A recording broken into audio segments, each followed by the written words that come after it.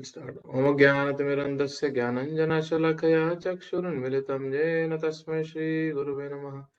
श्रीचैतन्यमनोभीष्टं स्थापितं येन भूतले स्वयं रूप कदा मह्यं ददाति स्वपदान्तिकम्। हे कृष्ण करुणा सिन्धु दीनबन्धु जगत्पते गोपेश गोपिकान्त राधाकान्त नमोस्तुते। तप्त कांचन गौरांगी राधे वृंदावनेश्वरी वृषभानुसुते देवी प्रणमामि हरिप्रिये। वाञ्छाकल्पतरुभ्यश्च कृपा सिन्धुभ्येव च पतितानां पावनेभ्यो वैष्णवेभ्यो नमो नमः। श्रीकृष्ण चैतन्य प्रभु नित्यानंद श्री अद्वैत गदाधर शिवासदि गौर भक्त वृंदा। हरे कृष्णा कृष्णा कृष्णा हरे हरे, हरे राम राम राम हरे हरे। नमो विष्णुपदाय कृष्ण पृष्ठाय भूतले श्रीमते भक्ति वेदांत स्वामिनिति नामिने नमस्ते सरस्वती देवे गौरवाणी प्रचारिणे निर्विशेष शून्यवादी पाश्चात्य देशतारिणे। हरे कृष्ण। ओके, हरे कृष्णा। तो वर्स नंबर 5। तो हमने अभी पहले 4 वर्सेस में 6 के ब्लॉक्स में पढ़ लिया क्या इस पे किन वेग पे कंट्रोल करना है, जो पहला वर्ष है। फिर दूसरा वर्ष है क्या 6 चीजें नहीं करनी। फिर तीसरा वर्ष है क्या 6 चीजें करनी है।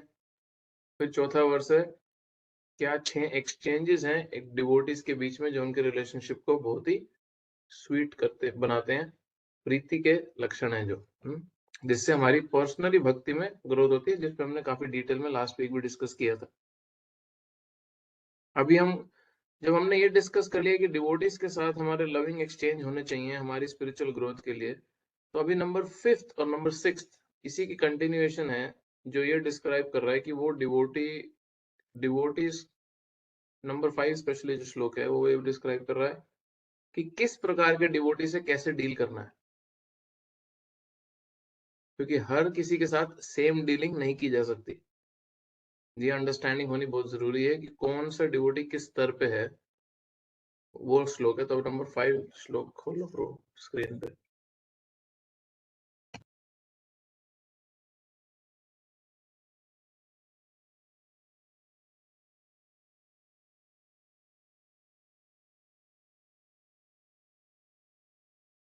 यस प्रभु जी।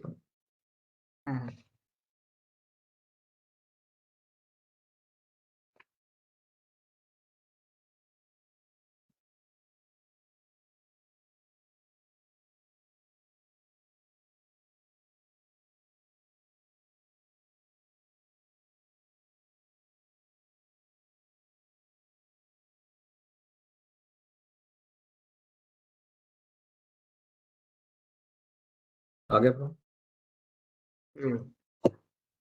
कृष्णेति यस्य गिरितं मनसेन्द्रियेत दीक्षस्ति येत् प्रणताभिश्च भजन्तमीशं शुश्रूषया भजनविज्ञाम् अनन्यमन्य निन्दादिशून्य हृदयम् ईप्सिता संगलब्ध्य।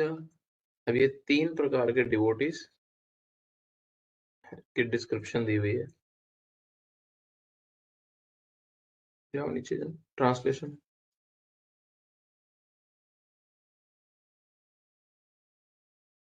One should mentally honor the devotee who chants the holy name of Lord Krishna. मन में किसको रिस्पेक्ट करनी है? जिसने एक बारी भगवान का नाम ले रखा है, जो भगवान का नाम जाप करता है। One should offer obeisances, humble obeisances to the devotees who has undergone spiritual initiation, Diksha, and is engaged in worshipping the deity. जिसने गुरु का आश्रय लेके दीक्षा ले रखी है, मतलब ये सीरियस स्टूडेंट है। जिसने भी इनिशिएशन ली है मतलब वो सीरियसली भक्ति करना चाहता है, और ये गुरु से दीक्षा लेने के बाद भगवान के विग्रह की सेवा भी कर रहा है, पुजारी की सेवा भी कर रहा है, तो इनको दंडवत प्रणाम करना चाहिए। और तीसरा कैटेगरी क्या है? one should associate with and faithfully serve that pure devotee who is advanced in undeviated devotional service and whose heart is completely devoid of the propensity to criticize others. बहुत क्लोजली, बहुत deep associate किससे करना है? शिक्षा किससे लेनी है? Faithfully सर्व किसको करना है? वो भक्त को जो बहुत एडवांस्ड है। पहली बात, क्यों एडवांस्ड है? क्योंकि वो बिना किसी रुकावट के, बिना किसी मोटिव के अहेतु की अप्रतिहता भक्ति कर रहा है भगवान की, कोई डिविएशन नहीं है उसकी भक्ति में, और उसका हृदय दूसरों की निंदा करने से पूरी तरह फ्री हो चुका है। उसके मन में कोई डिज़ायर नहीं है, उसके मन में वो स्वाद नहीं बचा निंदा करने का दूसरे लोगों की। हुँ, वो प्रोपेंसिटी, वो जो इच्छा है फॉल्ट फाइंडिंग की, वो उस भक्त के हृदय से खत्म हो चुकी है। तो ऐसे भक्त का एसोसिएशन बहुत इम्पोर्टेंट है। ऐसे भक्त से शिक्षा लेना बहुत इम्पोर्टेंट है।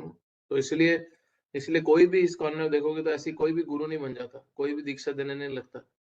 हुँ, किसी से भी जाके आप शिक्षा नहीं ले सकते हो। अब हम क्लासेस वगैरह भी दे रहे हैं, बट हम सिर्फ़ जो रिपीट कर रहे हैं जो हमने बुक्स में पढ़ा है या समझाने की कोशिश कर रहे हैं, इसको कैसे समझें। शिक्षा नहीं दे रहे हम ये लोग, हैं? अब शिक्षा देने की जो जो कैपेसिटी है वो श्रील प्रभुपाद और उनके जो एडवांस जो डिसाइपल्स हैं, फॉलोवर्स हैं, या बहुत एडवांस डिवोटीज़ हैं जिनके पास जिनको कितने सालों का एक्सपीरियंस है, वो शिक्षा दे रहे हैं। अब हम कोई मैं अब लेक्चर देते हुए हम सोचने लगे कि अभी हम शिक्षा देने की इस स्टेज पे आ गए क्योंकि ना, वो बहुत बड़ी गलती होगी, बहुत बुरी तरह मुँह के बल गिरेंगे। हुँ। तो ये 3 कैटेगरी के डिवोटीज़ हैं, क्योंकि भक्ति में प्रोग्रेस करने के लिए श्रद्धा बड़ी इम्पोर्टेंट है। और पूरी की पूरी भक्ति की जो ग्रोथ का साइकिल है, आप देखोगे, वो श्रद्धा का ही प्रोग्रेशन है। एक भक्त की श्रद्धा कोमल श्रद्धा से निष्ठा की ओर जाता है, वो धीरे-धीरे उसकी श्रद्धा बढ़ती जाती है, बढ़ती जाती है। क्यों? क्योंकि श्रद्धा बहुत ही इम्पोर्टेंट इंग्रीडिएंट है भक्ति में। इसलिए चैतन्य चरितामृत में आता है, श्रद्धा शब्द विश्वास कइला सुदृढ़ निश्चय कृष्ण भक्ति कइला सर्व कर्म कृत होय। श्रद्धा का मतलब क्या? वो दृढ़ विश्वास, वो कंप्लीट कन्विक्शन कि अगर मैंने भगवान की भक्ति कर ली, मेरे सारी ड्यूटीज़ पूरी हो गई। सर्व कर्म कृत होय, सब काम हो गए पूरे। वो लेवल पे श्रद्धा। तो अभी हमें उस स्टेज पे आना है। तो वो श्रद्धा कैसे आएगी? जब हम एसोसिएट करेंगे, संग लेंगे उस स्तर के भक्तों का जो इस श्रद्धा के स्तर पे हैं या इससे ऊपर है एटलीस्ट। तो ये जो भक्त है, ये जो फेथफुल डिवोटी है, ये भगवान के शब्दों को एज इट इज सुनता है और अपने जीवन में पूर्णतः अप्लाई करने की कोशिश भी करता है। इसलिए चैतन्य महाप्रभु ने 3 डिफरेंट ओकेजन्स पे बोला है। ये जो श्लोक है, ये चैतन्य महाप्रभु के 3 डिफरेंट ओकेजन्स की इंस्ट्रक्शंस पे बेस्ड है। चैतन्य महाप्रभु से किसने पूछा वैष्णव कौन है? तो बोले जिसने एक बारी भी हरि नाम लिया हो, वो वैष्णव है। जिसने कृष्ण का नाम लिया हो एक बारी, वो वैष्णव है।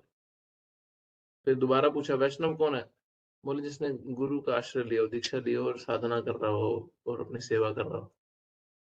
बोले वैष्णव कौन है? तीसरी बारी जब पूछा, बोले वैष्णव वो है जिसको सिर्फ देखने मात्र से भगवान का नाम उच्चारण करने की अंदर से डिजायर आ जाए। सिर्फ उसको देखने मात्र से एक सामने वाला व्यक्ति ऑटोमेटिकली भगवान का नाम लेना शुरू कर दे। तो ये 3 डिफरेंट स्टेजेस में चैतन्य महाप्रभु ने इसका आंसर दिया है और ये 3 स्टेजेस इसी श्लोक में रूप गोस्वामी ने उसको कंपाइल किया है। तो बहुत इंपॉर्टेंट है। अब जो कनिष्ठ अधिकारी है, इसमें जो फर्स्ट कैटेगरी है, जो कनिष्ठ अधिकारी एकदम बिगिनिंग डिवोटी जो है, आप इसको वर्ड्स को बंद कर सकते हो, चाहे जरूरत नहीं है इसकी अभी, क्योंकि हम डिस्कशन वाला ज्यादा है ये। जो कनिष्ठ अधिकारी भक्त है, कनिष्ठ मतलब न्यू डिवोटी, नया भक्त जो है, उसमें क्या है, वो बहुतों से बहुत अच्छा है, जो भक्ति भी नहीं कर रहे, भगवान का शरण भी नहीं ले रहे, भगवान की तरफ मुख भी नहीं मोड़ रहे, बट भक्तों की कैटेगरी में वो भी बहुत नया है। हाँ, और ऑलमोस्ट हम सारे उस कैटेगरी में, कनिष्ठ अधिकारी की कैटेगरी में आते हैं कि हम सब अभी नए हैं। अभी हमने भक्ति में शुरू की, हमारी जो श्रद्धा है वो बड़ी कोमल है। कोमल श्रद्धा होने के कारण कोई भी व्यक्ति, दूसरा व्यक्ति आके हमारे को तर्क दे के डिस्टर्ब कर सकता है भक्ति से। हम आपस में 2 भक्तों की लड़ाई देखेंगे, यूट्यूब पे कोई ऐसी वीडियो देख लेंगे, हमारी श्रद्धा खत्म हो जाएगी। हम 4 दिन माला ही नहीं उठाएँगे। फिर हमारे को 10 बारी मोटिवेट करने के लिए दूसरे डिवोटीज़ चाहिए होंगे। फिर हम वापस से माला करेंगे। तो ये इससे पता चलता है कि हमें बड़ी कोमल श्रद्धा पे हैं हम, कोमल श्रद्धा की स्टेज पे हैं। ना हमारी गुरु में निष्ठा है, ना हमारी प्रभुपाद जी के वचनों में निष्ठा है, ना हमारी भगवान की भक्ति में निष्ठा है। तो अभी हम डोल रहे हैं, समहाउ भक्तों की कृपा से पकड़े हुए हैं और वो भक्तों की कृपा से जब तक पकड़े रखे हमारे को तब तक हमारी श्रद्धा बची है। जहां हम खुद निकले बाहर एक्सपीरियंस करने इस दुनिया के भाव को, दूर पटक के फेंके जाएंगे क्योंकि हमारी श्रद्धा बहुत कोमल है। तो ये जो भक्त है ये हरि नाम दीक्षा ले लेता है गुरु से, ब्राह्मण दीक्षा नहीं, सेकंड इनिशिएशन नहीं, हरि नाम दीक्षा भी ले लेता है इसी कैटेगरी में। और कृष्ण के नाम, इसको ये बहुत ज्यादा क्लैरिटी नहीं है अभी इस भक्त को कि भगवान का नाम, उनके गुण और स्वयं भगवान नॉन डिफरेंट है, अभी वो क्लैरिटी नहीं है। इसको ये नहीं समझता है कि मेरा भगवान से रिश्ता जो है वो तो है, बट बाकी जो भक्त हैं, जो भगवान के सेवक हैं, उनसे कैसे डील करना है, ये बहुत इंपॉर्टेंट वीकनेस है इस डिवोटी की। ये मंदिर में आता है, ये भगवान को तो पूरी रिस्पेक्ट देता है, बट इस भक्त को ये नहीं समझता कि दूसरे भक्तों से कैसे डील करना है जो भगवान के भक्त हैं या गेस्ट हैं मंदिर में। क्यों? क्योंकि अभी बहुत वीक है, नया है, सेल्फ सेंटर्ड है, इमेच्योर है ये भक्त। कई बार ये 6 महीने 8 महीने साल हो जाते हैं और इसको लगता है मैं ऊपर ऊपर से फिलोसफी सुन ली है, तो ये कई बार खुद को ही गुरु समझने लगता है ये व्यक्ति। कई बार बुरीजन प्रभु मजाक में बोलते हैं कि जिसको 6 महीने इस्कॉन में हो जाते हैं उसको लगता है उसको सब पता चल गया, बट जब जिसको 6 महीने 6 साल 10 साल 15 साल होते हैं, वो वो उल्टा सोचता है कि अरे मुझे तो कुछ भी नहीं पता, अरे इतने साल बीत गए मैं कर क्या रहा हूँ, मैं तो बड़ा वीक हूँ। और जो पहले 6 महीने का भक्त होता है उसको लगता है अब तो सब पता चली गया, क्या करना है, हरे कृष्णा करना है। क्यों करना है? भगवान ने बोला है। गुरु कौन? प्रभुपाद। प्रणाम मात्र आते हैं, हाँ नमो विष्णु पता है। ये कौन है? चैतन्य महाप्रभु। ये कौन है? राधा कृष्णा। ये जगन्नाथ जी। जगन्नाथ जी कहाँ मिलते हैं? पुरी में। चैतन्य महाप्रभु बंगाल में, मायापुर में मिलते हैं। कृष्णा राधा रानी वृंदावन में। दिल्ली से कितना दूर है? 130 किलोमीटर। तो ये सारी इन्फॉर्मेशन लेके उसको लगता है कि अब सब मुझे पता चल गया, और गीता का एक श्लोक भी याद हो जाता है, सर्वधर्मान परित्यज्य मामेकं शरणं व्रज। हाँ, परित्राणाय साधूनां तो पहले इंडिया में सबको पता, ज्यादा है दाय धर्म से, वो भी श्लोक पता है। तो ये 3-4 चीजें याद करके उसको लगता है अब तो सब समझ ही गए, ट्रिक ऑफ द ट्रेड अब मुझे आ गई है। हाँ, अब इस संस्था में टिके कैसे रहना है अब मुझे समझ गया। जितना ही उसको साल बीतते जाते हैं उतना ही वो सर पकड़ता है, अरे यार मैं कर क्या रहा हूँ अपनी लाइफ के साथ, मैं तो बहुत ढीला हूँ, बाकी भक्तों को देखो कितने अच्छे से कर रहे हैं। तो जब एक भक्त ऐसा सोचने लगता है तो उसका मतलब है अब उसकी तरक्की हो रही है। जब एक भक्त को ये लगने लगता है कि मुझे कुछ नहीं आता या मुझे बहुत कम आता है, इसका मतलब है कि उसको अब ज्यादा आने लगा है। भक्ति उल्टी है, भक्ति के जो कॉन्सेप्ट, जो प्रिंसिपल है वो उल्टा चलता है मटेरियल कॉन्सेप्ट से। तो ऐसा जो व्यक्ति है, ऐसे व्यक्ति को हृदय से सिर्फ मन में रिस्पेक्ट करना चाहिए, एंड दैट्स अबाउट इट। उससे ज्यादा नहीं, क्योंकि इसको डिवोटीज के साथ प्रॉपरली बिहेवियर नहीं आता है, उसको नहीं बिहेव करना आता है।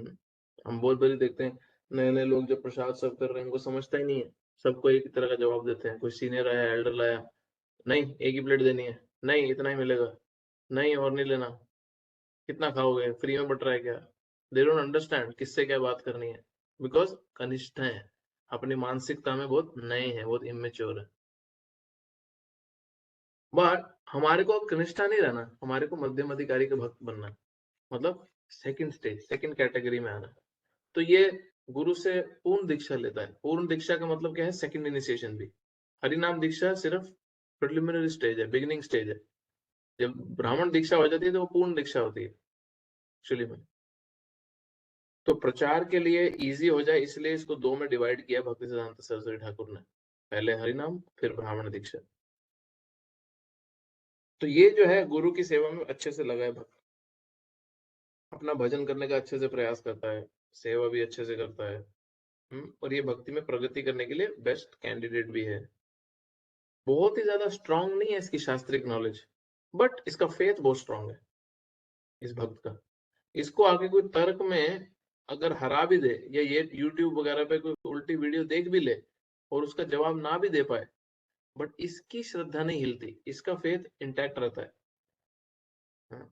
ये भक्त है, क्योंकि ये भक्ति में इतना समय प्रोग्रेस कर चुका है सेवा करके, भगवान की शिक्षाएं फॉलो करके, कि इसको एक्सपीरियंस है भी भगवान का कुछ हद तक।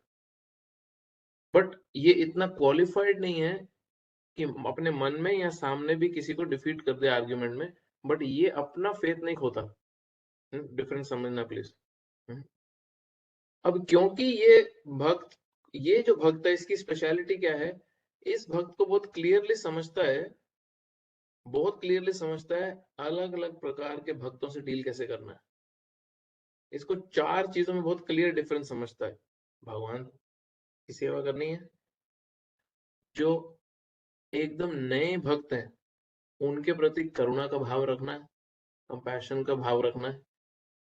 जो मेरे से सीनियर हैं उनके प्रति लर्निंग का भाव रखना, उनसे कुछ सीखना है मुझे, जो मेरे से वरिष्ठ भक्त हैं।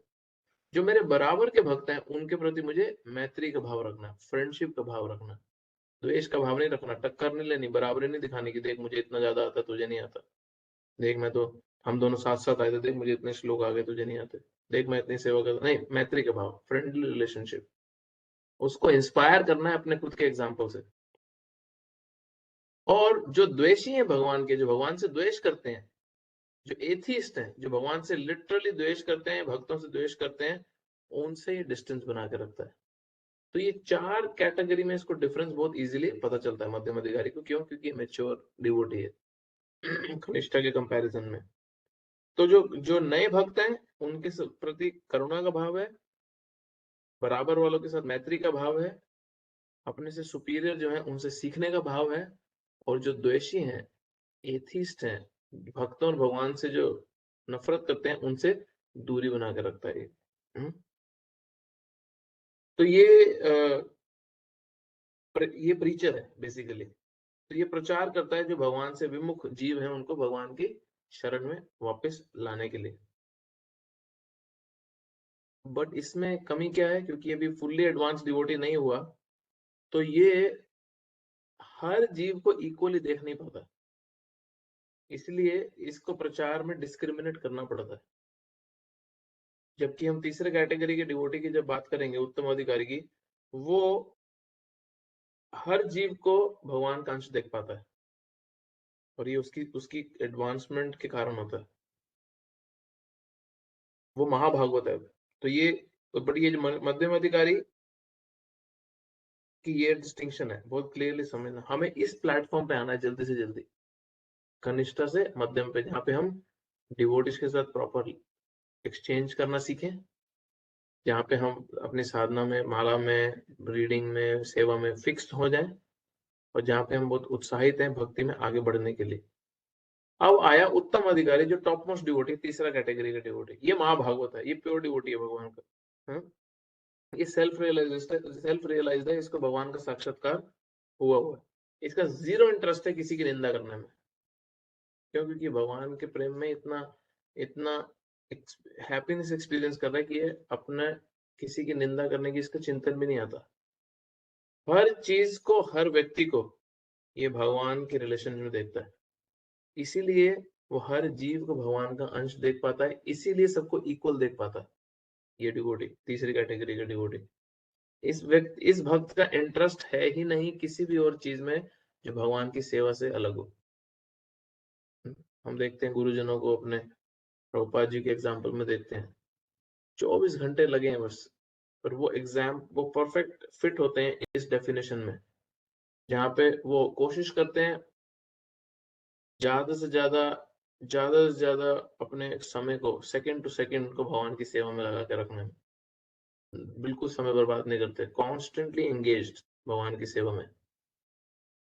ऐसे जो भक्त हैं, मौका मिलते ही ऐसे भक्तों की एसोसिएशन लेनी चाहिए, मौका मिलते ही ऐसे भक्तों का को से शिक्षा लेनी चाहिए, अपने हृदय से जो प्रश्न उठ रहे हैं उसको पूछना चाहिए, उनके उत्तर लेने चाहिए, अप्लाई करने चाहिए। उत्तम अधिकारी की सेवा ही शुद्ध भक्ति की रूट कॉज बन जाती है, क्योंकि बिना भक्त की सेवा की भक्ति प्राप्त हो ही नहीं सकती। कृष्ण भक्ति कभी भी अपनी नहीं देंगे, याद रखना। कृष्ण का भक्त ही कृष्ण भक्ति देगा, कृष्ण अपनी भक्ति नहीं देंगे। भगवान के एक शुद्ध भक्त को ही स्टेप इन करना पड़ेगा कि मैं कन्विंस्ड हूँ, मैं खुश हूँ उसकी सेवा से, आप प्लीज भगवान इसको स्वीकार करें। और भगवान को स्वीकार करना पड़ता है फिर तो। इसलिए एक शिष्य गुरु की सेवा में लगा रहता है। अब कैसे फर्क पता चलता है एक आम व्यक्ति देख, आम नजर से देख के कि ये उत्तम अधिकारी है या मध्यम है, कनिष्ठ है। कनिष्ठ को तो समझ जाता है कि उसको अपने अपने और भगवान के अलावा किसी की नहीं पड़ी। बट मध्यम भी प्रचार करता है और उत्तम अधिकारी भी प्रचार करता है। डिफरेंस कैसे पता चलता है? जो उत्तम अधिकारी है वो बहुत निकृष्ट से निकृष्ट, गिरे से गिरे हुए लोगों को भी भगवान की भक्ति में लगा देता है। प्रभुपाद इसलिए इसका चैंपियन एग्जाम्पल है। प्रभुपाद अमेरिका में आए और हम सब जानते हैं वो स्टोरी, किस तरह प्रभुपाद ने ड्रग एडिक्ट्स को, किस तरह प्रभुपाद ने पूर्ण रूप से सोसाइटी को रिजेक्ट करे हुए हिप्पीज को भगवान की सेवा में लगाया और शुद्ध भक्ति के स्टेज पे भी लेके आए। कितने ही सारे, कितनों ने संन्यास लिया, कितने माता जी, कितने प्रभु ने पूरे जीवन सेवा करके परफेक्शन होकर भगवान के धाम चले भी गए कितने सारे। तो ये शक्ति है प्रभुपाद जी जैसे उत्तम अधिकारी भक्त की, भक्ति की शक्ति। तो ये डिफरेंस है इन तीनों में, बहुत इंपॉर्टेंट है। इसलिए जो प्राकृतिक सहेजियस हैं, जो शो बॉटल डिवोटीज हैं, उनसे बच के रहना चाहिए। Guruji, I have क्यों? question क्योंकि in this. हाँ, आप उसको संभाल के रखना 2 मिनट के लिए बस। एक बार ये टॉपिक खत्म हो जाएगा फिर क्वेश्चन इस पे ले सकते हैं। तो ये जो प्राकृतिक भक्त हैं, जो भक्ति के आड़ में सारे गलत काम पीछे करते हैं, पैसा इकट्ठा करना, वुमनाइजिंग करना, नशा करना, ये वो सारे के सारे जो शो बॉटल डिवोटीज उनसे दूरी बना के रखना चाहिए और उसको आइडेंटिफाई जरूर करना चाहिए और उनकी एसोसिएशन को बहुत क्लियरली अवॉइड करना चाहिए। भले ही वो कृष्ण का नाम जाप कर रहे हैं, रिस्पेक्ट रखो बट दूर से। तो अभी हमारे लिए बड़ा सिंपल सा प्रिंसिपल है, हम जिस स्टेज पे हैं कि हमारे लिए 20-60-20 का रेशियो में हमारा जीवन चलना चाहिए। हाँ, 20-60-20। और जो बिल्कुल बिगिनिंग डिवोटीज हैं, जो एकदम नए नए अभी आ रहे हैं, जिनको 6-8 महीने साल भी चाहे हुआ हो, उनके लिए प्रिंसिपल सिंपल है। उनके लिए प्रिंसिपल रहेगा 60-40 का। अब ये 20-60-20 का प्रिंसिपल क्या है? जो जो थोड़े से समय से भक्ति कर रहा है, थोड़ा सा एस्टैब्लिश हो गया, थोड़ा फिक्स्ड हो गया भक्ति में, वो 20% अपना समय लगाए दूसरे लोगों की मदद करने में। जो जो नए लोग हैं उनको ऊपर उठाने में, उनका उद्धार करने में, उनके साथ समय बिताने में, उनको अपनी नॉलेज शेयर करने में। वो 60% समय बिताए अपने बराबर वालों के साथ, जो सीखा है भक्ति में उसको अप्लाई करने में। समझ रहे? जो हम बराबर वाले हैं उसके। क्योंकि आप नए भक्तों के सामने एक्टिंग कर लोगे क्योंकि अभी आप सुपीरियर हो, आप अपने से सीनियर वालों के साथ भी एक्टिंग कर लोगे कि अभी आप जूनियर हो। हाँ जी हाँ, हाथ जोड़ के खड़े हो। असलियत हमारी बाहर आती है जब हम बराबर वालों के साथ होते हैं। तो बराबर वालों के साथ हमारा टाइम स्पेंड ज्यादा होगा बट शिक्षाएं नहीं लेनी उनसे। शिक्षा जो अगला 20% है उनसे लेनी है, जो हमारे से वरिष्ठ सीनियर डिवोटीज हैं, जो गुरुजन हैं, उनसे सीखना है, उनसे सीखने का भाव रखना है, छोटों को सिखाने का भाव रखना है। छोटों को डांट पीट के सिखाने का नहीं, अपने एग्जाम्पल से, करुणा के कारण। करुणा बड़ी इंपॉर्टेंट है, कंपैशन के बेसिस पे। और जो हमारे बराबर वाले हैं, वहां पे जो हमने सीखा है उसको अप्लाई करना है, ह्यूमिलिटी के साथ, टॉलरेंस के साथ, कोऑपरेशन के साथ। बड़ा इंपॉर्टेंट है ये। आप बोलिए माता जी, आपका क्वेश्चन क्या है? प्रभु जी, थोड़ा सा तो आपने एक्सप्लेन कर ही दिया, मुझे इसमें हो गया क्लियर। प्रभु एक ये था कि ये 3 कैटेगरीज के आपने बताया कि कनिष्ठ है, मध्यम है, उत्तम है। But at the same time कि हमें को उसके अकॉर्डिंगली रिस्पेक्ट देनी है, but at the same time कि हमें भेदभाव भी नहीं करना और एट द सेम टाइम कि जो उत्तम अधिकारी है वो सब में भगवान को देखता है। तो हमें मतलब अभी तो हम कहीं पे स्टैंड ही नहीं कर रहे हैं, तो मतलब मैं मेरे उससे सोच रही हूँ, तो फिर हमें डिस्क्रिमिनेशन तो नहीं करना चाहिए, हमें एक कोशिश तो करनी चाहिए कि हम हर एक चीज मतलब हर एक में भगवान को देखें। तो लाइक वो थोड़ा सा मुझे कॉन्टेक्स्ट नहीं थोड़ा क्लियर हो, तीनों चीजों को साथ हाँ में कैसे लेना है। तो हम मैं समझ गया आपका क्वेश्चन। तो हम उत्तम अधिकारी अगर आर्टिफिशियल बनने जाएंगे तो बहुत बुरा नुकसान करेंगे अपना, क्योंकि यूट्यूब पे अरे ये बाबा जी भी तो बोल ही रहे हैं, अरे इनमें भी तो भगवान है, इनको भी सुन लो। अरे प्रभुपाद जी बोल रहे हैं, इनको भी सुन लो। अरे वो गुरु जी बोल रहे हैं, इनको भी सुन लो। अरे एक छोटा सा बच्चा आ गया तिलक लगा के, इसके भी लेक्चर सुन लेते हैं हम, क्योंकि हम सबको बराबर देख रहे हैं। डिस्क्रिमिनेशन का मतलब क्या है? भेदभाव वाला डिस्क्रिमिनेशन नहीं है। डिस्क्रिमिनेशन का मतलब है जिस भक्त की जो स्थिति है उससे डील कैसे किया जाए। तो जब एक उत्तम अधिकारी भक्त जो है, जब उसको भी प्रचार करना होता है, अब प्रभुपाद उत्तम अधिकारी भक्त हैं, जब उनको भी प्रचार करना होता है तो उत्तम अधिकारी भक्त भी मध्यम अधिकारी के लेवल पे आता है, और फिर वो भी डिस्क्रिमिनेट करता है, क्योंकि प्रीचिंग के लिए आपको डिस्क्रिमिनेट करना ही पड़ेगा। उत्तम अधिकारी भक्त नहीं तो प्रचार नहीं कर सकता। जब वो सबको ही भगवान का अंश देखेगा तो वो सिखाने की कोशिश ही क्यों करेगा किसी को कि भैया तुम भगवान से दूर हो? वो तो देख ही रहा है कि तुम सब सुखी हो, सब भगवान के अंश हो, तुम सब में भगवान का वास है। अरे वाह, अरे वाह। हम्म। इसलिए एक उत्तम अधिकारी भक्त को भगवान की सेवा के लिए मध्यम अधिकारी के लेवल पे आना पड़ता है, ताकि वो डिफरेंस देख सके, ये नया है, ये बराबर है, ये बड़ा है और ये द्वेषी है। फर्क क्या है? जब हम मध्यम अधिकारी के स्टेज पे जाके प्रचार करते हैं और जब एक उत्तम अधिकारी भक्त मध्यम अधिकारी के स्टेज पे आके प्रचार करता है, उस प्रचार में अंतर बहुत है। और हमने पीछे ही पढ़ा भी कि जब वो उत्तम अधिकारी भक्त मध्यम अधिकारी के लेवल पे आके प्रचार करता है तो वो क्रांति ले आता है प्रचार में। वो ऐसे ऐसे लोगों को भक्त बनाता है जिनकी होप भी नहीं होती, जिसको हम छू भी नहीं पाते। वो ऐसे ऐसे लोगों को भगवान की भक्ति में जोड़ देता है जिसको हम अटेम्प्ट भी नहीं करेंगे कि बात भी कर ले जाके। हम्म। तो ये उत्तम अधिकारी भक्त की स्ट्रेंथ है। और प्रभुपाद ने अपने एग्जाम्पल से बहुत ही स्पेसिफिकली बहुत बहुत इंपॉर्टेंट तरीके से इसको दिखाया है। बॉम्बे का एग्जाम्पल है, एक डिवोटी थे, उन्होंने प्रभुपाद के बहुत बड़े बॉम्बे के पंडाल के पोस्टर पे देखा प्रभुपाद ने रोलेक्स की घड़ी डाली हुई थी, उनके अमेरिकन डिसाइपल ने गिफ्ट करी थी। तो उसने एम करा कि ये स्वामी के पास जाना है, इनसे मिलना और ये घड़ी चोरी करनी है। अब वो कोई जेब कतरा वाला चोर नहीं है, वो रोलेक्स की घड़ी चोरी करना चाहता है, उसको पता है रोलेक्स की है, छोटा मोटा नहीं है वो। तो वो जाता है और प्रभुपाद जी के सामने जब वो जाता है तो उधर पंडाल प्रोग्राम अटेंड करता है, हरिनाम होता है, पूरी भीड़ को फॉलो करता है, प्रभुपाद के पीछे पीछे मंदिर में भी जाता है, प्रभुपाद के रूम में जाता है, बोला आपसे दर्शन करने मिलना है। तो प्रभुपाद के सामने जब जाके एंटर करता है तो प्रभुपाद देखते हैं उसको, प्रभुपाद तो अभी भगवान के शुद्ध भक्त हैं, वो तो हृदय पढ़ना जानते हैं। तो प्रभुपाद बोलते तुम्हें मेरी घड़ी पसंद है, ये ले लो। बोले नहीं नहीं, मुझे बस भक्तों के साथ में रहना है, मुझे सेवा करनी है, मुझे सेवा करनी है। मन में चोरी का भाव है तो वो सेवा करने लगता है, उसको बहुत पसंद आते हैं प्रभुपाद, उसको सारे भक्त लोग भी अच्छे लगने लगते हैं, माला करनी भी अच्छी लगती है, वो भक्त बन जाता है। तो उस भक्त की सेवा होती है सब्जी लाना। अब प्रवृत्ति चोर की है, तो क्योंकि प्रवृत्ति चोर की है तो सब्जी लेना जाता है। और सब्जी में से जो पैसे बचते हैं उसमें चॉकलेट खा लेता है, कभी कुछ खा लेता है, हिसाब में थोड़ा सा ऊपर नीचे रहता है। तो प्रभुपाद एक बार बॉम्बे आए हुए थे और जैसे वो प्रभुपाद आए और उन्होंने प्रणाम किया तो जेब से चॉकलेट गिर गई, जो मंदिर के पैसे थे उसके में से खरीदी हुई। तो प्रभुपाद ने उनको बहुत सीरियस लुक देके बोला कि तुम अपने और भगवान के बीच में इस चॉकलेट को मत आने दो।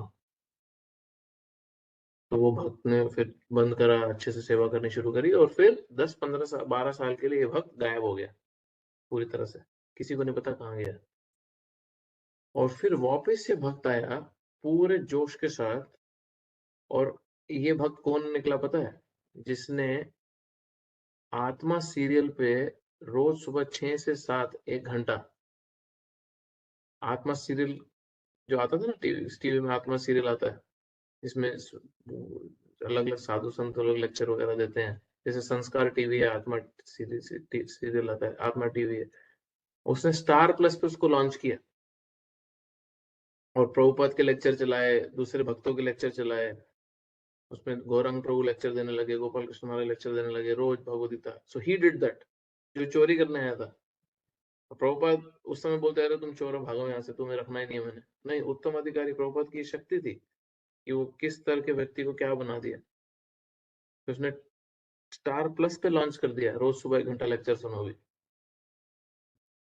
तो very powerful, Prabhupada could do it. और ऐसे सौ एग्जांपल हैं। एक ऐसे टाउन में प्रभुपाद गए यूएस में जहाँ पे सब नंगे घूमते थे, सब बिना कपड़े के, सब गार्डनिंग हो रही है, ऐसी हो रहा है, सोसाइटी ऐसी पूरी। वहां से प्रभुपाद ने 5-6 सन्यासी निकाले वहां लेक्चर प्रचार करके। कितने एग्जाम्पल ऐसे हैं, कितने ऐसे एग्जाम्पल हैं। बट ये उत्तम अधिकारी भक्त कर सकता है। हम अटेम्प्ट करने जाएंगे तो हम वापस ही नहीं आएंगे। हम गिर जाएंगे, पतन हो जाएगा हमारा। ये बहुत मेजर डिफरेंस है। तो हम वो नहीं बन सकते आर्टिफिशियली, हमें डिस्क्रिमिनेट करना पड़ेगा। क्यों डिस्क्रिमिनेट करना है? एक एक द्वेषी व्यक्ति को दूर क्यों रखना है? क्योंकि हमें अपने आप को बचाना है पहले। हमें खुद को प्रोटेक्ट करना बहुत जरूरी है। तो इसलिए अब पॉइंट ये कि फिर कनिष्ठ अधिकारी जिस पे हम अभी हैं, उत्तम अधिकारी पे आए कैसे? वो आएगा व्यक्ति जब वो सीरियसली भगवान की सेवा करेगा, पहला पॉइंट। दूसरा, जो नियम है उनका पालन करेगा। अपने जो दिए गए भजन का जो माला का जो गुरु ने आदेश दिए, 16 माला वगैरह, वो अच्छे से करेगा। नाम के प्रति जो अपराध है उससे बचेगा। और हर बड़ा इंपॉर्टेंट, हर समय वो सोचता रहेगा कैसे इस कृष्ण भावनामृत को और लोगों तक पहुंचाऊं। ये फास्ट ट्रैक तरीका है कनिष्ठ से उत्तम तक जाने का। इसलिए बहुत इंपॉर्टेंट है, हम प्रैक्टिकली अपने लाइफ में क्या करना चाहिए, हमें प्लान करना चाहिए कि हम कैसे गुरु को एक्सेप्ट करने की स्टेज पे हैं, कैसे हम दीक्षा लेने की स्टेज पे हैं, हम कैसे उस स्टेज पे हैं कि हम फॉर्मली दीक्षा ले सकते हैं, गुरु पद आश्रय स्वीकार कर सकते हैं, गुरु की शरण में जाके हम कैसे मध्यम अधिकारी की स्टेज पे आ सकते हैं। ये प्लानिंग करनी चाहिए प्रैक्टिकली। और फिर धीरे धीरे ये सारी चीजें सीखते सीखते सीखते हम भी एक दिन भगवान के शुद्ध भक्त के स्तर पे आएंगे। ठीक है। कलियुग प्रभु, कोई मेरा एक क्वेश्चन है प्रश्न है। किसी? हाँ जी, बोलिए। प्रभु, तो उत्तम अधिकारी जो जितने भी गुरु महाराज होते हैं, ये सारे उत्तम अधिकारी लेवल पे होते हैं, बोलना ठीक है, या सिर्फ प्रभुपाद को ही हम बोलते हैं उत्तम अधिकारी? देखो, मध्यम अधिकारी जो स्टेज है ना, वो बहुत ही ब्रॉड है। हम्म, तो एक कनिष्ठ, जब एक नया डिवोटी ये थोड़ी क्वालिटीज डेवलप करता है तो वो भी मध्यम अधिकारी की स्टेज पे आने लगता है। हम्म, बट जो 50 साल 60 साल से सेवा में लगा हुआ है और अभी तक उसको भगवान का पूर्ण साक्षात्कार नहीं हुआ, वो भी मध्यम अधिकारी की स्टेज पे है। बट वो बहुत एडवांस स्टेज है मध्यम अधिकारी की, राइट? हम्म, तो एक शिष्य अपने गुरु को हर समय उत्तम अधिकारी ही देखना चाहिए, नथिंग लेस। हम्म, क्यों? क्योंकि वो बहुत जल्दी उस स्टेज पे आने वाले हैं, अगर नहीं है अभी तक तो। हम्म, ये एग्जैक्टली ऐसे हुआ कि आप आम के पेड़ के पास गए, वहां पे एकदम एक हार्ड नया छोटा सा कच्चा आम है। एक आम है जो थोड़ा थोड़ा पीला है, मेजोरिटी हरा है। एक आम है जो ऑलमोस्ट येलो है, थोड़े से उसमें हरे हरे लाइन दिख रहे हैं। और एक एकदम चमकता हुआ येलो ऑरेंज आम है। तो आम सारे हैं। तो बट आप ये नहीं बोल सकते किसी को कि यार ये आम यूजलेस है। क्यों? जब तक वो पेड़ से जुड़ा है, उसमें पूरा पोटेंशियल है एकदम पका हुआ आम बनने का। Is just matter of time. तो बहुत बारी गुरुजन जो हैं वो आम की कैटेगरी में हो सकते हैं। We don't know, it's very hard to just जज। जो ऑलमोस्ट येलो पके आम है पर थोड़े से हरे हरे ट्रेस हैं उस पे। क्योंकि 50-60 साल पूरा समर्पित जीवन, जितनी क्वालिटीज उसमें बताई हैं सारी की सारी वो अपने लाइफ में दिखाते हैं, डे इन डे आउट, हर समय अपने एग्जाम्पल में दिखा रहे हैं। It's just matter of some final realisations which Krishna has to give, जहाँ पे वो एकदम निखरते हुए राइप मैंगो हो जाएंगे, वो तो शुद्ध भक्त की स्टेज पे आ जाएंगे। तो इसलिए जब तक भक्त साधना भक्ति के पथ से, भक्तों की एसोसिएशन से, भगवान की शिक्षाओं से जुड़ा है, उस पेड़ से जुड़ा है, तब तक वो आम में पूरा पोटेंशियल है पकने का। जब वो तोड़ देगा अपने आप को, हटा देगा उससे, फिर वो वहीं का वहीं कच्चा आम वहीं का वहीं सड़ जाएगा पड़ा पड़ा। ठीक है। एंड प्रभु जी, कोई उत्तम अधिकारी की स्टेट से भी फॉल डाउन हो सकता है? नहीं, एडवांस्ड मध्यम अधिकारी की स्टेज से हो सकता है, उत्तम अधिकारी की स्टेज से नहीं हो सकता, क्योंकि वो सेल्फ रियलाइज्ड है, पूर्ण साक्षात्कार है उसको भगवान का। ओके। ये भी एक अपने आप में टेस्टिंग पॉइंट है। अगर किसी का पतन हो जाए तो वो कभी उत्तम अधिकारी था ही नहीं। That's true. अगला श्लोक बहुत छोटा है और बट इससे इमीडिएटली कनेक्टेड है, तो हम क्विकली वो भी खत्म करेंगे। नंबर 6, वो बिल्कुल इसका फॉलो अप कंटिन्यूएशन में है वो श्लोक, उसमें 10 मिनट ही लगेंगे सिर्फ।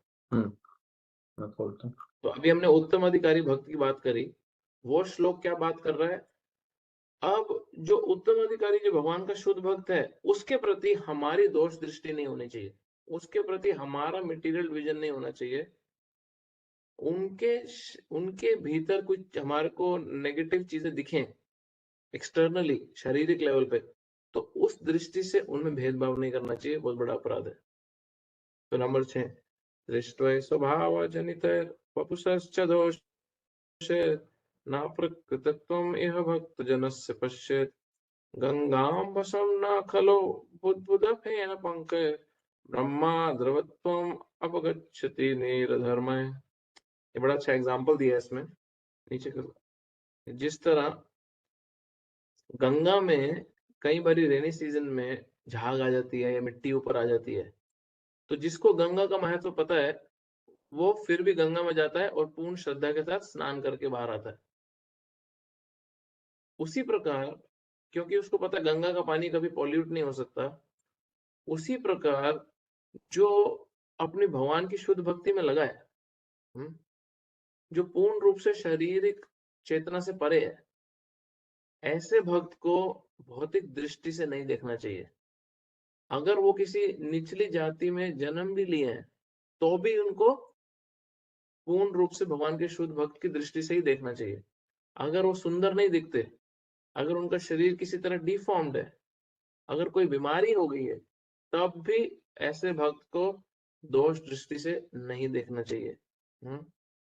ऐसे जो इम्परफेक्शन है जो शरीर में एक शुद्ध भक्त की दिखती है, वो एक्चुअली में उस शुद्ध भक्त को इम्प्योर कभी कर ही नहीं सकती, चांस ही नहीं है। जिस तरह गंगा कभी इम्प्योर नहीं होती, भले उसमें जितना भी कूड़ा करकट लोग फेंक लें। हाँ, वो केमिकल पॉइंट ऑफ व्यू से कंटामिनेट हो सकती है, स्पिरिचुअली उसकी पोटेंसी में कोई भी भेद अंतर नहीं आता।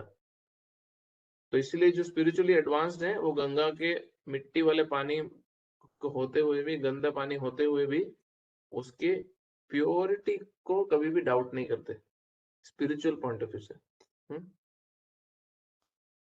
इसलिए बहुत इंपॉर्टेंट है कि हम इस तत्व को समझें। ये बंद कर दो 20 वर्ष,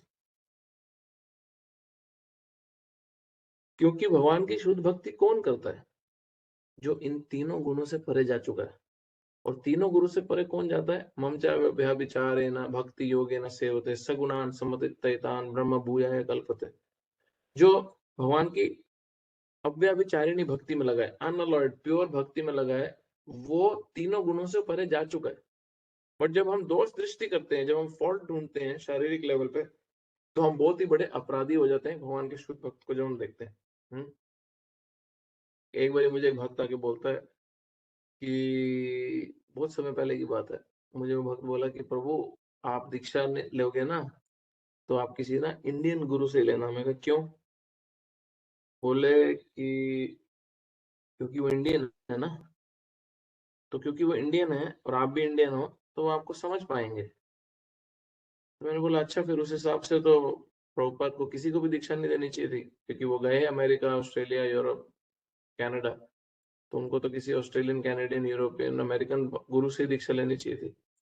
तो ये कॉन्सेप्ट क्या हुआ, जब वो है ही स्पिरिचुअल मास्टर, जब वो है ही स्पिरिचुअल मास्टर है, वो तुम्हारा मटेरियल मास्टर नहीं है, वो तुम्हारा लैंग्वेज का मास्टर नहीं है, वो तुम्हारा कल्चरल मास्टर नहीं है, वो स्पिरिचुअल मास्टर है, वो तुम्हें भगवान की सेवा में जोड़ने आया है। तो फिर ये सारी दोष दृष्टि की तरफ चली जाती है, ये ऑफेंसिव मानसिकता है। ये हो सकता है कि हाँ, अगर आप अपने मन का भाव कम्युनिकेट नहीं कर पा रहे, क्योंकि किसी को इंग्लिश नहीं आती, तो बात अलग है। बट ये मानसिकता होना कि अरे वो गोरे हैं, अरे वो नीची जाति के हैं, अरे मैं ब्राह्मण कुल का पैदा हूँ, अरे उनके जाति तो देखो, अच्छा वो तो वैश्य शूद्र जाति के पैदा हैं, हाँ भले ही इंडिया से हैं, तो मैं कैसे दीक्षा ले सकता हूँ, मैं तो ब्राह्मण कुल का हूँ, कोई तो ऐसा है जो बहुत सुपीरियर है। ये बड़ी ऑफेंसिव मेंटालिटी है। क्यों? क्योंकि जिसने भगवान का पूर्ण रूप से शरण लिया, वो तीनों गुणों से परे जा चुका है, ये उन पे थोपना नहीं चाहिए। कई बारी उनसे उनके शरीर हैंडीकैप्ड हो सकता है, कोई एक्सीडेंट हो सकता है, किसी का मुंह जला हो सकता है, और लोग बोलते हैं अरे मुझे डर लगता है उनके पास जाना। धृतराष्ट्र क्यों अंधा पैदा हुआ? क्योंकि जब सत्यवती ने व्यासदेव को अंबालिका के पास भेजा, अंबिका के पास, कि अब तुम पुत्र उत्पन्न करो, तो वो व्यासदेव को देख के डर के कारण दोष दृष्टि करने लगी, और उसने डर से आंखें बंद कर ली अपनी, और धृतराष्ट्र अंधा पैदा हुआ। पांडु का मतलब है जो पेल हो, येलो कलर का हो। क्यों? क्योंकि अंबालिका येलो पड़ गई थी व्यासदेव को देख के, तो बच्चा भी वैसा पैदा हुआ। बट जब दासी को भेजा गया, जिससे विदुर आया, वो दासी ने बहुत सत्कार से स्वागत किया व्यासदेव का, इस समझते हुए कि ये वेद व्यास है, ये बाहरी दृष्टि से जैसे भी दिख रहे हैं ये वेद व्यास है, और महान विदुर पैदा हुए फिर। तो बहुत इंपॉर्टेंट मैटर करता है कि किस दृष्टि से कोई व्यक्ति एक साधु संत को देख रहा है। कृष्ण तो भगवदगीता में ये तक बोलते हैं, अपि चेतस्य दुराचार भजते मम अनन्य भक्त साधुरेव समन्तव्य सम्यक भविष्यतो हि सः। अगर कोई दुराचारी गलती भी कर देता है एक्सीडेंटली, कोई साधु, कोई शुद्ध भक्त, कोई एक्सीडेंटली बहुत बड़ा ब्लंडर भी कर देता है, दुराचारी नहीं, सुदुराचारी, बहुत गिरी हुई को हरकत भी कर देता है, तभी भगवान क्या बोल रहे हैं, साधुरेव समन्तव्य, मैं फिर भी उसको साधु मानता हूं, तुम भी साधु मानो। क्यों? क्योंकि वो भजते मम अनन्य भक्त, फिर भी वो दृढ़ता से मेरी भक्ति में लगा हुआ है। तो इसलिए कोई क्रिटिसिज्म नहीं करना, और ऐसे जो शुद्ध भक्त हैं, जो भगवान के शुद्ध भक्त हैं, उनको जाके जबरदस्ती की एडवाइसेस नहीं देनी चाहिए, उनको जाके क्रिटिसाइज नहीं करना चाहिए, अरे तुम्हारे संस्था में ना ये प्रॉब्लम है, अरे तुम्हारा वो प्रॉब्लम है। फिर कई बार यूट्यूब पे लोग ये बोलते हैं, अरे प्रभुपाद ने ये किया, अरे प्रभुपाद ने वो किया। अरे किसी के बस की भी नहीं है जो प्रभुपाद ने किया। हाँ, किसी कोई उसके आसपास भी नहीं आ सकता। किसी को पता ही नहीं है क्या सैक्रिफाइस किया उस व्यक्ति ने 50 साल तक, जो स्टेज पे इस्कॉन है उसकी वजह से है। पता ही नहीं है लोगों को, लोगों को सिर्फ ये दिख रहा है कि एक संस्था है। अभी कुछ लोग जैसे इस्कॉन को डिबेट के लिए चैलेंज कर रहे हैं, ब्ला ब्ला व्हाटएवर, उसको पता ही नहीं है क्या हो रहा है। हाँ, एक व्यक्ति बोलता है अरे ये प्रसाद में ना कुछ ड्रग्स मिलाते हैं, उसको पता ही नहीं है एग्जैक्टली हो क्या रहा है, कैसे सब चल रहा है, कितना कितना इंटेंस एक भक्त का जीवन होता है जो पूर्ण रूप से भगवान की सेवा में लगा, उसको समझता ही नहीं है। वो बहुत ही एक्सटर्नल विजन से दोष दृष्टि करता है, बहुत ज्यादा। तो कई बार भक्तों में भी ये क्रिटिसिज्म देखा जाता है, तो भक्त लोग भी ऐसे ऐसे ट्रैप में फंस जाते हैं, जब उनको लगता है अरे मैं भी माला करता हूँ, अरे वो भी माला करता है, तो क्या हुआ, मैं भी तो फुल टाइम जॉब करता हूँ, वो भी फुल टाइम सेवा कर रहा है। हाँ, तो क्या हुआ, अरे इतने साल से भक्ति कर रहे हैं, अरे टेम्पल प्रेसिडेंट है, तो क्या हुआ? नहीं, उसके उसके सैक्रिफाइस को अप्रिशिएट करना चाहिए उस भक्त के। ये मेंटालिटी प्रॉब्लमेटिक है अदरवाइज।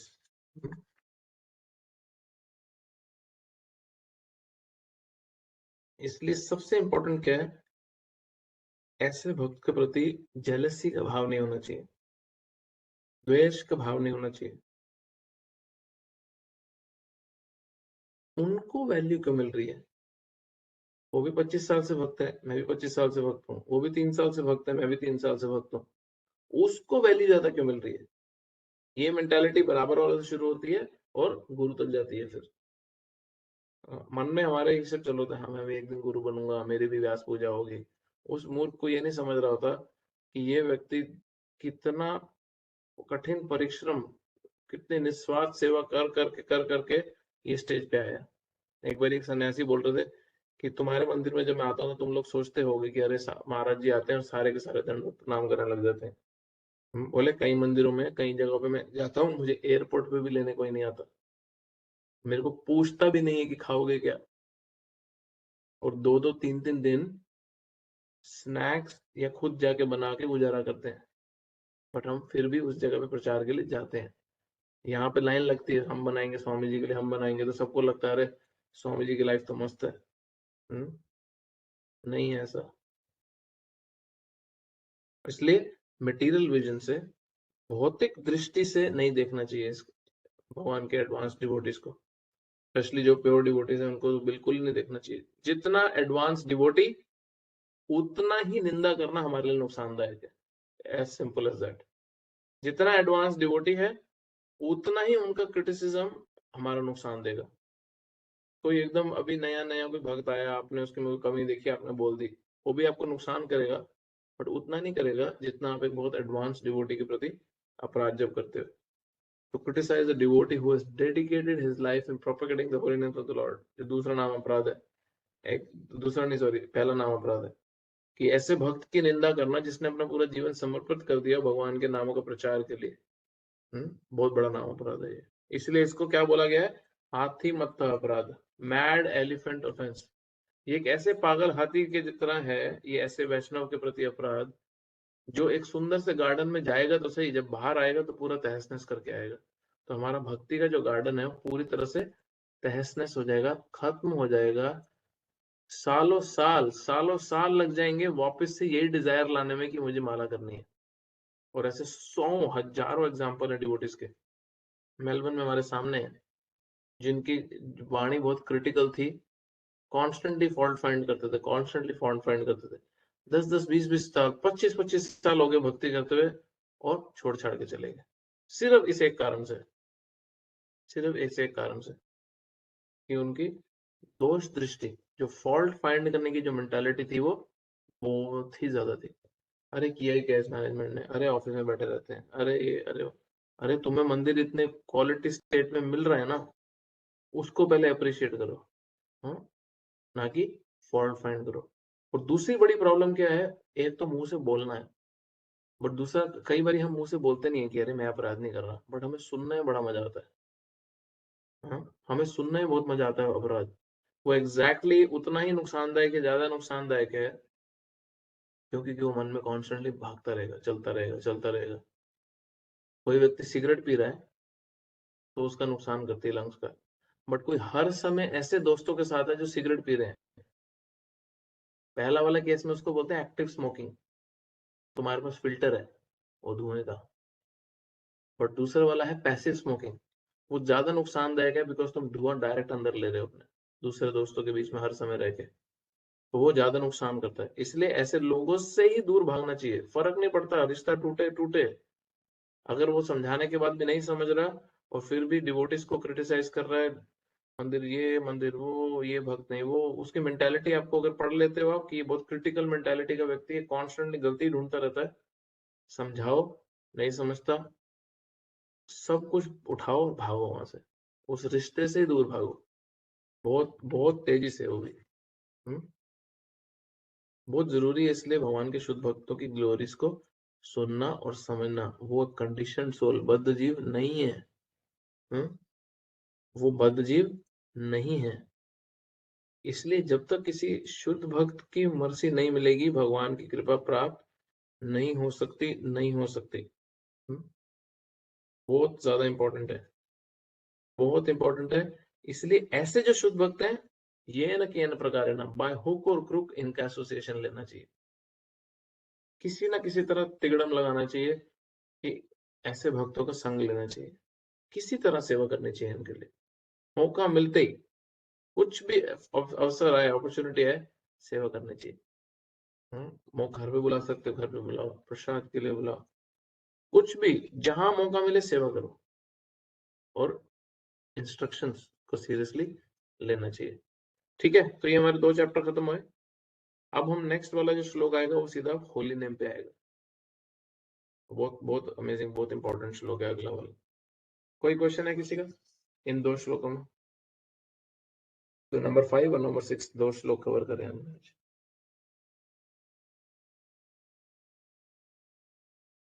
हरे कृष्णा प्रभु जी। हरे कृष्ण। प्रभु जी, ऐसी क्या साइंस हो सकती है जो हम एनालाइज कर सके कि हमने कभी वैष्णव अपराध किया है कि नहीं, या हमारा फॉल डाउन हो रहा है कि नहीं। मतलब कि फॉर एग्जाम्पल, अगर पहले हमारा अटेंटिवली चैंटिंग थोड़ा बहुत हो रहा हो और अभी ना हो रहा हो, तो इसका ये साइन है कि हमने कुछ गलती की है। दो कारण होते हैं हमारे स्पिरिचुअल एंथुसियाज्म के मरने में, हमारा जो उत्साह है भक्ति में उसका नीचे जाने में। एक है कि हमारी साधना वीक होती है, हमारी हेयरिंग और चैंटिंग इनफ नहीं होती। अभी देवानंद स्वामी जब इस 1 डे रिट्रीट हुई थी तो उसमें बता रहे थे कि अगर आपको लग रहा है कि आई एम लैकिंग, मैं कहीं ना कहीं वीक पड़ रहा हूँ स्पिरिचुअली, तो उसमें और से और ऐड करो हेयरिंग और चैंटिंग। भगवान के बारे में सुनना और पढ़ना और से और ज्यादा ऐड करो। फिर भी अगर हेयरिंग और चैंटिंग अच्छे से करने के बाद भी हमें स्पिरिचुअली बहुत वीक महसूस हो रहा है, देन इट मीन्स कि कोई वैष्णव अपराध किया है। तो ये 2 ही कारण है, या तो हमारी साधना वीक है तो हमारा स्पिरिचुअल एंथुसियाज्म नीचे जाने लगता है, या हम बहुत क्रिटिकल हैं दूसरे डिवोटीज को लेके, वैष्णव अपराध कर रहे हैं इसलिए हमारा स्पिरिचुअल एंथुसियाज्म मरने लगता है, गिरने लगता है। तो जज उससे कर सकते हो। कई बार हमारी साधना वीक होती है, हम ये सोचते रहते हैं मैंने वैष्णव अपराध किया, और ये देखते ही नहीं कि अरे भैया मेरी चैंटिंग अच्छी नहीं हो रही, मेरी हेयरिंग, मेरी रीडिंग इतनी बेकार है। Is it okay? Yes Prabhu ji. Prabhu ji, following question की ऐसी कौन सी स्थिति होती है जहाँ पे, मतलब कहीं पे मैंने सुना था कि हम कितना भी चैंटिंग कर रहे हो बट भगवान वो चैंटिंग से अपना पावर ले लेते, तो वो कौन सी स्थिति में मतलब वैसा होता है? वो 10 जो नाम अपराध हैं, जब हम बहुत कॉन्स्टेंटली 10 नाम अपराध करते हैं तो भगवान, अगर हम सीरियल ऑफेंडर हैं भगवान के नाम के जो 10 नाम अपराध हैं उसके प्रति, तो भगवान अपने नाम में से अपनी शक्ति विड्रॉ कर लेते हैं, फिर वो शब्द ही रह जाते हैं सिर्फ। ओके। तो इसलिए नाम अपराध से बचना, क्योंकि पहला नाम अपराध ही वैष्णव अपराध है। अब सोचो भगवान के नाम के प्रति अपराध कैसे होगा जब हम भक्तों की निंदा करेंगे। सोचो कनेक्शन क्या है, अब कनेक्शन समझो। भक्तों की निंदा करने से भगवान का नाम अपनी शक्ति विड्रॉ कर लेगा, क्या कनेक्शन है? क्योंकि भक्तों के ही कारण भगवान मिलते हैं, और कुछ तरीका नहीं है भगवान को प्राप्त करने का। कृष्णा से तोमार कृष्णा दिते पार तोमारा शक्ति अच्छे, अमी तो कंगाल कृष्ण कृष्णा बोले छाए तब पाछे पाछे। कृष्ण तुम्हारे, तुम्हारी संपत्ति है, डिवोटी की प्रॉपर्टी है भगवान, वो जिसको देना चाहे दे सकते हैं। इसलिए मैं तुम्हारे पीछे पीछे भाग रहा हूँ बोलते हुए कृष्णा दे दो, कृष्णा दे दो, ओ डिवोटीज कृष्णा दे दो। और फिर उन्हीं की निंदा करने लग जाते हैं, उन्हीं को क्रिटिसाइज करने लगते हैं, तो फिर कहाँ से कृष्णा मिलेंगे किसी को? ठीक है प्रभु जी। और कोई क्वेश्चन है किसी का?